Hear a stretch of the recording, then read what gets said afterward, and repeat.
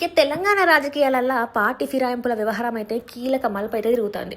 ఇక బీఆర్ఎస్ నుంచి వెళ్ళి కాంగ్రెస్లోకి చేరిన ఎమ్మెల్యేలు దానం నాగేందర్, కడియం శ్రీహరి తమపైన అనర్హత వేటు పడకుండా ముందే ఎమ్మెల్యేల పదవులకి రాజీనామా చేస్తే ఎట్లుంటుందని ఆలోచిస్తారట. ఇక ఈ విషయం మీద కాంగ్రెస్ అధిష్టానంతో చర్చించేందుకే దానం నాగేందర్ ఢిల్లీ వెళ్ళిందని పార్టీలో అయితే జోరుగా ప్రచారం జరుగుతోంది. ఇక బీఆర్ఎస్ తరపున గెలిచి కాంగ్రెస్లో చేరిన 10 మంది ఎమ్మెల్యేల పైన అనర్హత వేటు వేయాలని కోరుతూ కేటీఆర్ సహా పలువురు నేతలు స్పీకర్ ప్రసాద్ కుమార్కి అయితే పిటిషన్లు దాఖలు చేసిన సంగతి మన అందరికీ తెలిసిందే. ఇక సుప్రీంకోర్టు ఆదేశాల మేరకు స్పీకర్కి పిటిషన్ల పైన విచారణ వేగవంతం చేసిండు.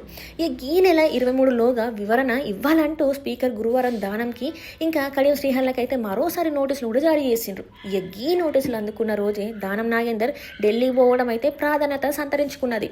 లోక్సభ ఎన్నికలనైతే సికింద్రాబాద్ నుంచి వెళ్ళి కాంగ్రెస్ అభ్యర్థిగా పోటీ చేయడంతో దానం పార్టీ మారినట్టయితే స్పష్టమైన ఆధారాలు ఉన్నాయి. ఇక దీంతోనైతే విచారణ కొనసాగితే అనర్హత వేటు తప్పదని భావిస్తున్న ఆయన అంతకన్నా ముందే రాజీనామా చేయడమే మేలని నిర్ణయం తీసుకున్నట్టు తెలుస్తుంది. ఇక దీనికి బదులుగానైతే తనకు రాజ్యసభ సీటు లేకపోతే ఎమ్మెల్సీ పదవి ఇచ్చి మంత్రివర్గంలోకి తీసుకోవాలని, లేకపోతే ఖైరతాబాద్ ఉప ఎన్నికల్లో మళ్ళీ తనకి టికెట్ ఇచ్చి గెలిచినాక మంత్రి పదవి ఇవ్వాలని పలు ప్రతిపాదనలు అధిష్టానం ముందు ఉంచినట్టు ప్రచారం జరుగుతుంది.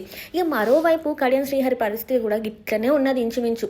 ఇక లోక్సభ ఎన్నికల్లో కాంగ్రెస్ అభ్యర్థిగా పోటీ చేసిన తన కుమార్తెకి కావ్యకు ఆయన బహిరంగంగా మద్దతు పలకడం, నామినేషన్ పత్రాల మీద సంతకం చేయడం వంటివి ఆయనకు ప్రతికూలంగా మారినాయి.